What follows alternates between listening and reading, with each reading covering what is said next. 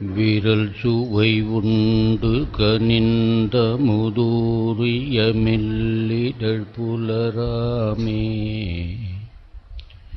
விம்மிப் பொறுமி அழுதழுதலறிவுன்மென் குரல் கம்மாமே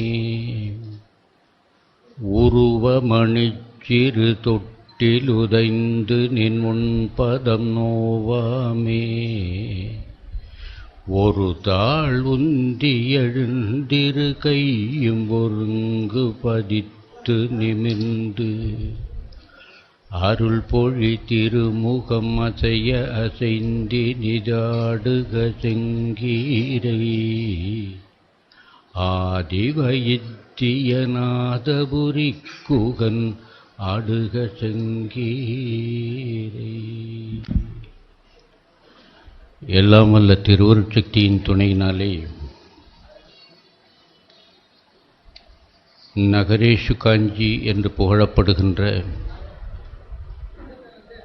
கற்றோர் நிறைந்த காஞ்சி மாநகரத்தில் மிகச் சீரோடும் சிறப்போடும் நடைபெறுகின்ற நால்வர் நற்றமிழ் மன்றத்தினுடைய ஐம்பெரும் விழா, இதிலே பங்கேற்கிற பெரும் பேறு அந்த திருவருட்சக்தி வழங்கியதினாலே நான் மிக்க மகிழ்ச்சி அடைகிறேன். பெரிய புராணம் என்பது உலக காப்பியங்களிலேயே ஒரு தனித்தன்மை வாய்ந்தது என்பதை நீங்கள் பல்லாண்டுகள் பலர் சொல்ல கேட்டிருப்பீர்கள். ஒரு தனித்தன்மை மட்டுமல்லாமல் பல தனித்தன்மை வாய்ந்தது என்பதை திருச்சிறுபுரம் மகாவித்வான் மீனாட்சி சுந்தரம் பிள்ளை அவர்கள் ஒரு பிள்ளைத்தமிழை எழுதி அதிலே பல இடங்களிலே குறிப்பிட்டு காட்டியிருக்கிறார்கள். பெரிய புராணத்தை ஒரு இலக்கண நூல் என்று பாருங்கள், பெரிய புராணத்தை ஒரு சாத்திர நூல் என்று பாருங்கள், பெரிய புராணத்தை ஒரு விரிநூல் என்று பாருங்கள். இப்படி பல்லாற்றாலும் எந்தெந்த நூலாக உங்களுக்கு வகைமைப்படுத்த முடியுமோ அத்தனை வகைமைக்கும் முற்றிய முதன்மையான தலைமையான இலக்கணங்கள் அத்தனையும் கொண்டிருக்கிறது ஒரு அமைச்சன் எழுதிய நூல். ஒரு புலவனாக இருந்த வாழ்க்கையே வாழ்ந்து கொண்டிருந்த ஒருவன் செய்த நூல் அல்ல. ஒரு அமைச்சு தொழில் செய்து நாட்டு மக்களோடு ஊடாடி கொண்டிருந்த ஒருவர் செய்த நூல். அன்பு நண்பர்களே, காஞ்சிபுரத்திலே பெரிய புராணத்தை பேசுவதிலே எனக்கு மிக்க மகிழ்ச்சி ஏற்பட்டதற்கு காரணம், எல்லா ஊர்லேயும் நீங்கள் பேச்சாளர்லாம் இப்படி தான் சொல்கிறது பழக்கம். எந்த ஊருக்கு போனாலும் இந்த ஊரில் பேசுகிறது தான் எனக்கு சிறப்பு மகிழ்ச்சின்னு சொல்லுவது வழக்கம்.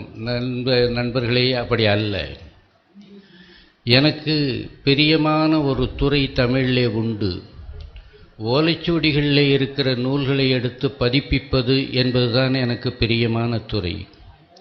டாக்டர் உவேசாவுக்கு பிறகு 52 நூல்களை அப்படி ஓலைச்சுவடிகளில் இருந்து எடுத்து பதிப்பிக்கிற பாக்கியத்தை அன்னை தமிழ் எனக்கு அருள் கூர்ந்து வழங்கினாள்.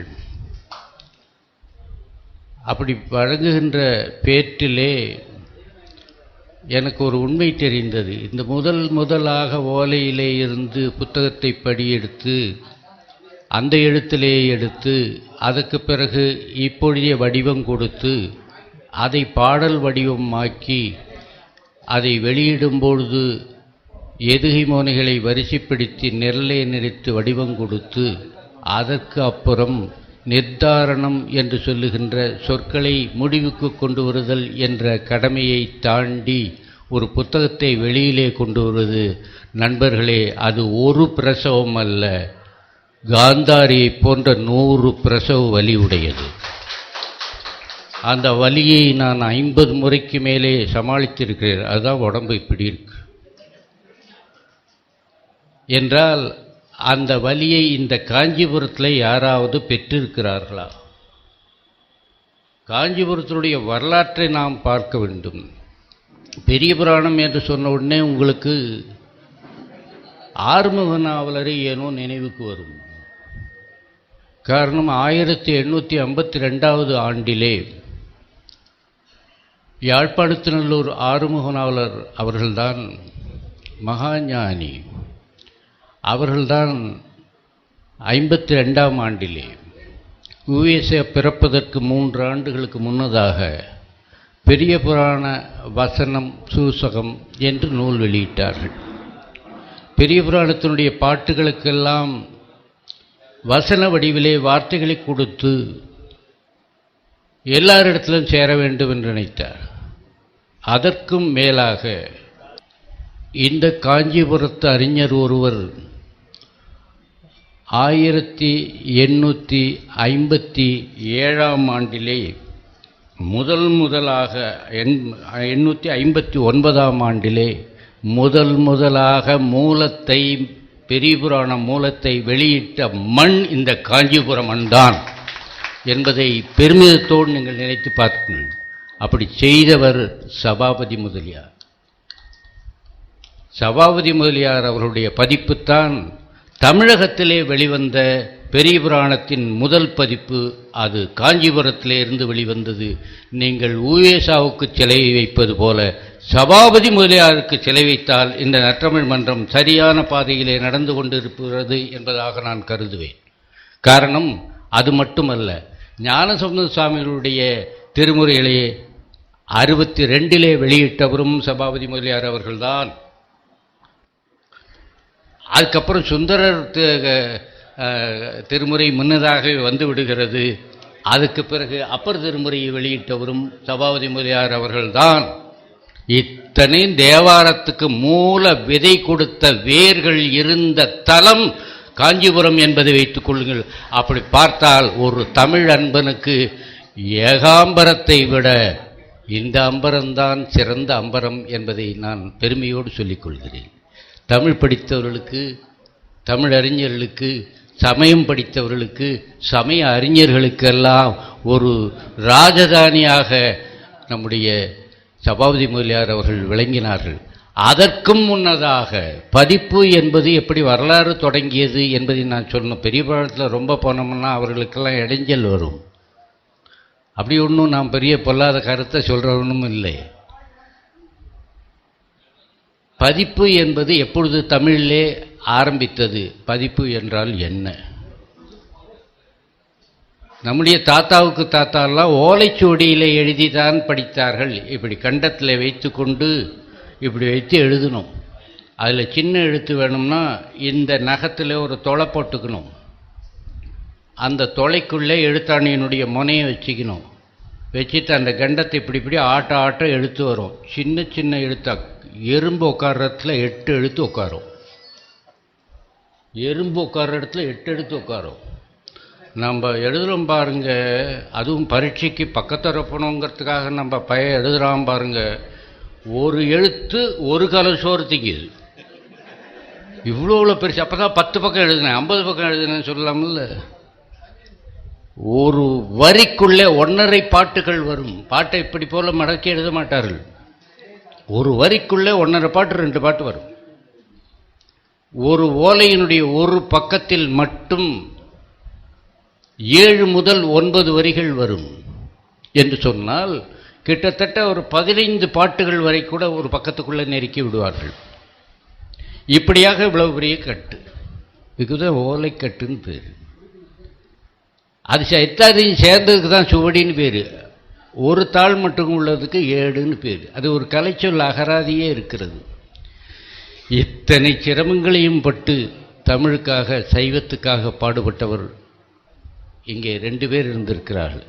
இன்னொரு குப்புசாமி பிள்ளைன்னு பேர். அவர் 1836 நைடதம் என்ற ஒரு நூல் பதிப்பித்தார். அந்த நைடதம் புலவர்க்கு ஔடதம்னு சொல்லுவாங்க. ஔடதம்னா மருந்து. நம்ம புலவர்லாம் வியாதி பிடிச்சவங்க போல இருக்குது, நம்ம மருந்து சாப்பிடுவோம் போல இருக்குன்னு. கிட்டத்தட்ட அவனுக்கு ஒரு பைத்திய வியாதி உண்டு. அதுதான் தமிழ் பைத்தியம். அந்த தமிழ் பைத்தியத்துக்கு நல்ல மருந்து கொடுத்து அந்த பைத்தியத்தை அதிகப்படுத்துவதற்கு, மற்ற பைத்தியத்தெல்லாம் குறைக்கிறதுக்கு மருந்து கொடுப்பார்கள்.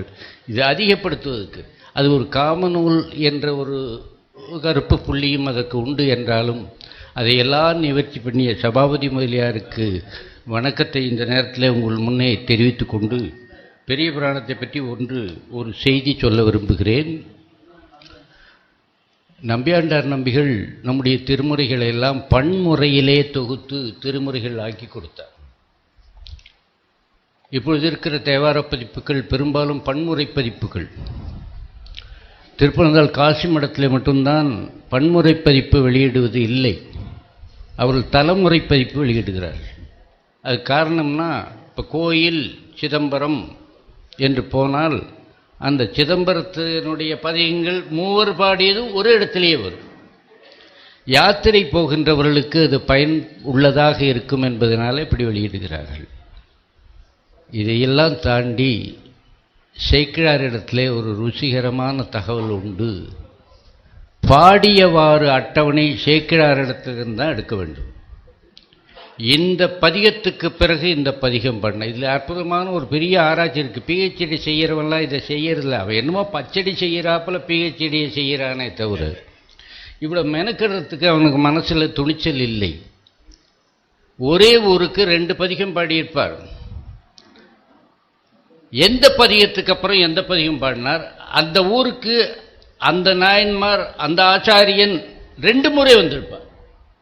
எப்பொழுது வந்தபோது இந்த பதிகத்தை பாடினார். பெரிய புராணத்தின் துணை இருந்து நுணுக்கமான ஆராய்ச்சி பண்ணினால் ஒழிய அதை கண்டுபிடிக்க முடியாது. அந்த ஆராய்ச்சி பண்ணி திருப்பனந்தாள் காசி மடத்திலே பாடியவாறு அட்டவணை என்று ஒரு அட்டவணை போட்டிருக்கிறார்கள். வெள்ளைவாரணம் ஐயா அவர்களெல்லாம் பெரும்பாடுபட்டு அந்த அட்டவணையை தயார் பண்ணார்கள்.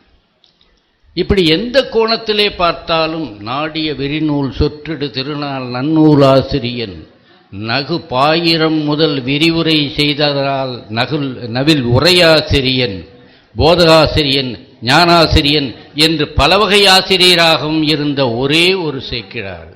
அதனாலே தான் அவரை தெய்வ சேக்கிழார். இங்கே கொஞ்சம் வித்தியாசம் பார்க்கணும்.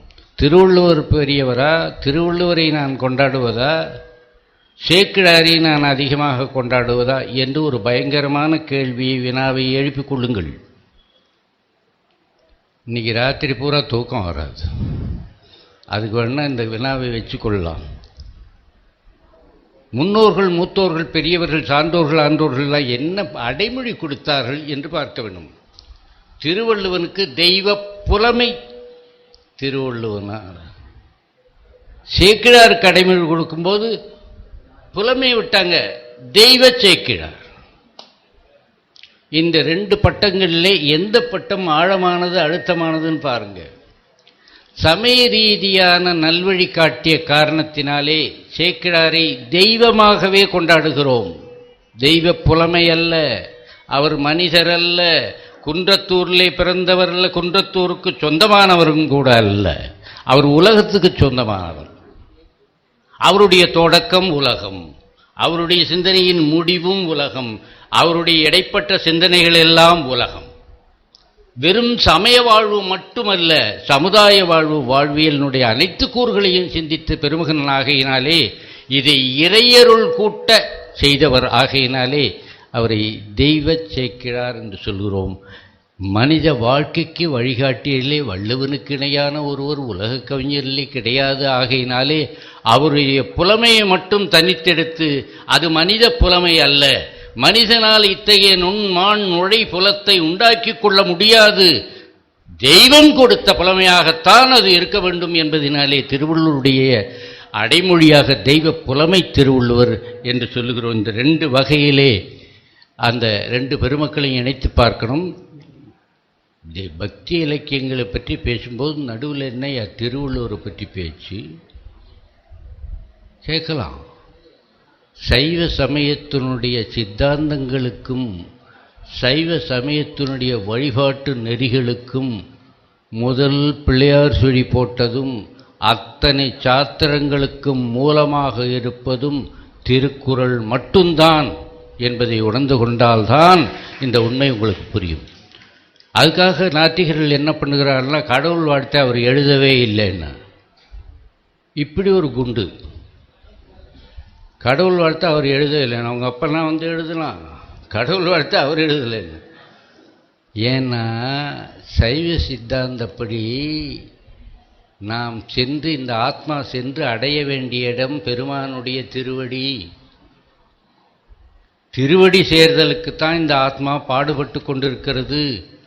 இத்தனை ஆயிரம் பிறப்புகளை எடுப்பதெல்லாம் ஏதோ ஒரு பிறப்பிலே கடைத்தேற்றத்திற்கான மலபரிவாகம் வராதா, சத்தியநிபாதம் நிகழாதா என்று ஆவலுற்று ஏங்கி இந்த பொய்க்கூட்டுக்குள்ளே ஆன்மா அடைபட்டு கிடந்து அல்லலுற்று கொண்டிருக்கிறது.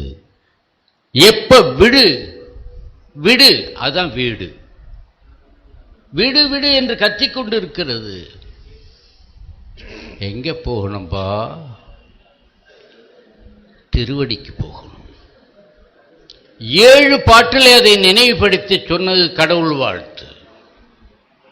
தேவாரங்களில் கூட நீங்க ஒரு பதிகத்துக்குள்ளே 7 இடத்துல அடி இருக்கிற பதிகம் ஏதாவது இருக்கான்னு இனிமேல் தான் தேடணும். ஆனா 7 குறட்பாக்களிலே திருவடி திருவடி திருவடி என்று முடித்து. ஏனென்றால் இது தொடக்கம் அல்ல, இதுதான் உனக்கு முடிவு. இந்த முடிவை எட்டுவதற்குத்தான் நீ இனி படிக்க வேண்டியது. அப்படின்னா ஏன் காமத்து பால் எழுதுன? ஒரு அபாரமான கேள்விதான். பெண்ணின் நல்லாளோடும் பெருந்தகை இருந்தது. நல்ல இல்லற வாழ்வு என்பதை நான் கற்றுக் கொடுக்கிறேன். அப்படி போனால்தான் அது சைவ இல்லற வாழ்வாக இருக்கும். இல்லை என்றால் வெறும் காம வாழ்வாக, இழி காம வாழ்வாக, காமம் மிக்க கழிபடர் கிழவிகளாக உங்களுடைய பேச்சுக்கள் எல்லாம் ஆகிவிடும் என்று எல்லாவற்றுக்குமே இலக்கணம் செய்து கொடுத்து சைவம் என்ற கோயில் கட்டுவதற்கு அடிக்கல் நட்டவன் எங்கள் வள்ளுவப் பெருந்தகை. ஆகையினால்தான் மரபு தெரிந்தவர்கள் திருவள்ளுவர்னு மொட்டையா சொல்ல மாட்டாங்க, திருவள்ளுவர் நாயனார்னு எழுதுவாங்க. பழைய நூல்களில் பாருங்க, திருவள்ளுவர் நாயனார் அருளி செய்த திருக்குறள். பதிப்பை பற்றி சொல்றேன்ட்டு எங்கேயோ போறேன், நம்ம பதிப்பை பற்றி தான் சொல்லிட்டு இருக்கேன். வெள்ளைக்காரர்கள் இந்த அடிமை இந்தியர்கள், அடிமை பாரதத்தவர்கள் அச்சு இயந்திரம் போன்ற வாகங்களை பயன்படுத்தக்கூடாது. பழையபடியே கல்யாணம் என்று சொன்னால் வீட்டுக்கு வீடு போய் பார்க்க வச்சு சொல்லட்டும். சீட்டிலே ஓலைச்சுவடி சீட்டிலே எழுதி அனுப்பட்டும். நம்மை போல எல்லாம் அவர்கள் பத்திரிகை அடிக்கக்கூடாது, அச்சு செய்யக்கூடாது என்று சட்டம் வைத்திருந்தான் 1811 வருஷம் வரை. 1812 ஆண்டு ஒரு மறுமலர்ச்சி பிறந்தது. இந்த வெள்ளைக்காரர்கள் ஒரு உத்தரவு போட்டார்கள், பாரதியர்கள் யாராயிருந்தாலும் அச்சு போட்டுக் கொள்ளலாம், ஆனால் புத்தகமாக இருக்க வேண்டும். அப்பொழுதுதான் திருநெல்வேலி சீமையில் இருந்த அம்பலவான தம்பிரான் என்ற ஒரு சைவ துறவி அவர் வெளியிட்டார் திருக்குறள் மூலம். அப்போதான் அச்சிலே முதலாக வந்தது 1812 ஆண்டு.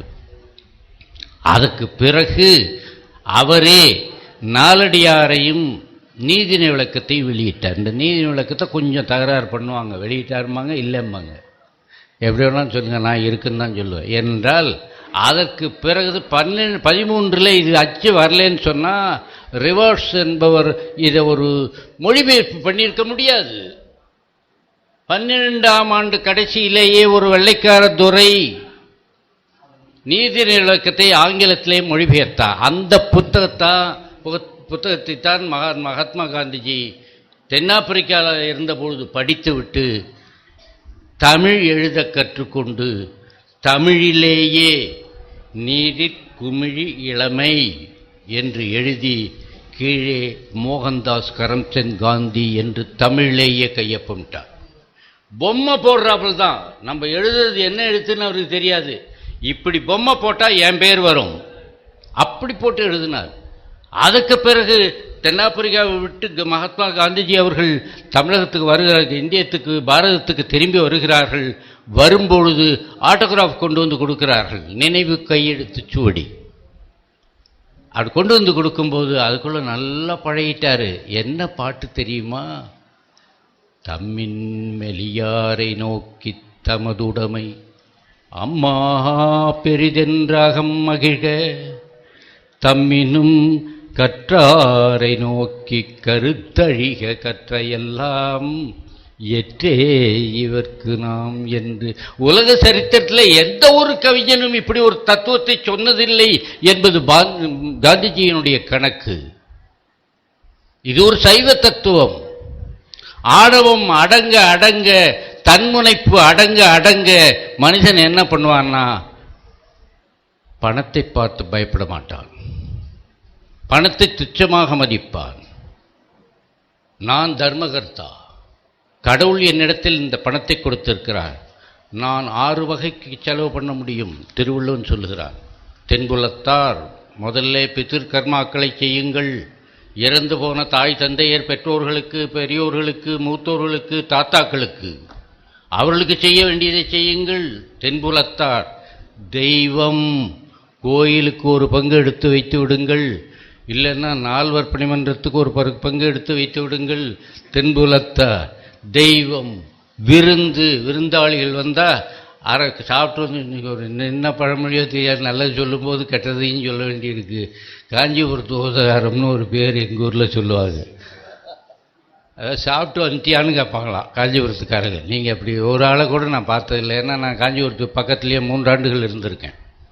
1961, 62, 63 3 ஆண்டுகள் நான் இந்த தெருக்கள்லாம் சுற்றி கொண்டே இருந்தவன். ஒரு கோயில் பாக்கி இல்லை, கால்படாத கோயில். தெய்வம் விருந்தில் அப்படி யாருமே சொல்கிறது கிடையாதுங்க. கூப்பிட்டு தான் சாப்பாடு போட்டிருக்கேன். நான் ஒரு நாள் கூட ஹோட்டலில் போய் சாப்பிட்டது கிடையாது. யாராவது கூப்பிட்டு அழைச்சிட்டு போய் நல்ல விருந்து கொடுப்பாங்க. ஒக்கல்னா சுற்றம். தான் கடைசியில் மிச்சம் இருந்தால் தான் இல்லைப்பா பட்ஜெட் போட்டேன் ஒரு 50 ரூபா தான் மிச்சம், இந்த மாதம் நீ 50 தான் செலவழிக்கலாம் என்று பட்ஜெட் போட்டு கொடுத்துட்டானே, அதுபடி வாழுங்கள். எவ்வளவு சொல்லி கொடுத்திருக்கிறார்கள். இப்படியாக திருக்குறள் மூல நூலாக இருந்து அது முதல்ல பதிப்பு பெற்றதாக இருக்கிறது. அந்த நிரலிலே வெள்ளைக்காரர்கள் உடனே பதிப்பை நிறுத்திட்டாங்க. பெரிய பெரிய புத்தகம்லாம் போடுறான். இந்த புத்தகத்தினாலே உலகத்திலேயே தலை சிறந்தவன் தமிழன் என்றாகிவிடும். நீதி நிலவக்கத்தை பார்த்தால் உலகத்திலேயே மிகச்சிறந்த தத்துவ ஞானிகள் தமிழர்கள் என்று ஆகிவிடும். உலகத்திலேயே சிறந்த சைவம் உலக சமயம் சைவம் என்று ஆகிவிடும். கூடாது, நிறுத்துறான் அவள். தமிழர்கள் இந்தியர்கள் அச்சு போடக்கூடாது. கல்யாண பத்திரிகை வேண்டுமானால் போட்டுக்கொள்ளலாம்னா அதில் நீங்கள் என்ன போடுவீங்க? ஒரே ஒரு பாட்டு வேணா போடலாம். மண்ணின் நல்ல வண்ணம் வாழ், அன்பும் அறனும் உடைத்தாயின் இல்வாழ்க்கை பண்பும் பயனும். வேற என்ன பண்ண முடியும்? அதில் என்ன பிரச்சாரம் பண்ண முடியும்? தமிழை முடியாது. ஆனால் அதை போட்டுக்கண்ணா. ஆனால் இந்தியர்கள் எங்கேயோ உப்பு சத்தியாகிரகத்தை சொல்லாதீர்கள். தமிழ்நாட்டில் சொல்கிறேன், 12க்கு பிறகு 20களில் 1820 to 32 இந்த 12 வருஷம் சட்டம் இருந்தது. தமிழன் புத்தகத்தை அச்சிடக்கூடாது, இந்தியன் புத்தகத்தை அச்சிடக்கூடாது என்று இருந்தது. ஆனால் அப்பொழுதுதான் நூற்றுக்கணக்கான நூல் பாரதத்தில் வெளிவந்தது. இதுதான் உண்மையான உப்பு சத்தியாகிரகம். இதுதான் வெள்ளையினை எடுத்த சரியான எதிர்ப்பு. வேற வழி இல்லை. விட்டுட்டான் 32 திரும்பவும் அச்சு போடலாம்னு. என்னுடைய தொல்காப்பியம் வந்தது, என்னுடைய பெரிய புராணம் வந்தது, என்னுடைய தேவார திருவாசகங்கள் வந்தது. 10 ஆறுமுக நாவலர் சி.வி. தாமோதரம் பிள்ளை என்ற பேரறிஞர்கள் இதே வேலையாக இருந்து தமிழை அச்சுருவுக்கு மீட்டெடுத்து கொண்டு வந்தார்கள். அந்த நிரலிலே காஞ்சிபுரம் மண் சபாபதி முதலியாரை கொண்டு தேவாரங்களையும் 12ஆம் திருமுறையாகிய பெரிய புராணத்தையும் அச்சு கொண்டு வந்தது என்ற பெருமையை நீங்கள் உங்கள் உற்றார் உறவினரிடமெல்லாம் சொல்லுங்கள்.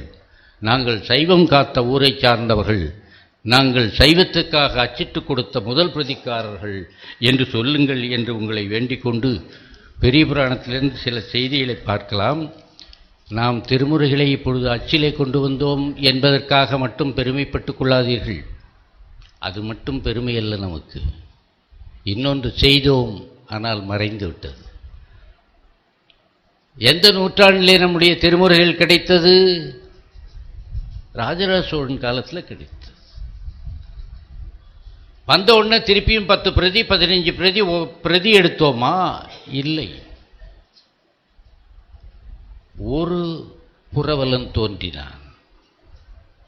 மணவிற்கூத்தன் காளிங்கராயன் அவனுக்கு பேரு.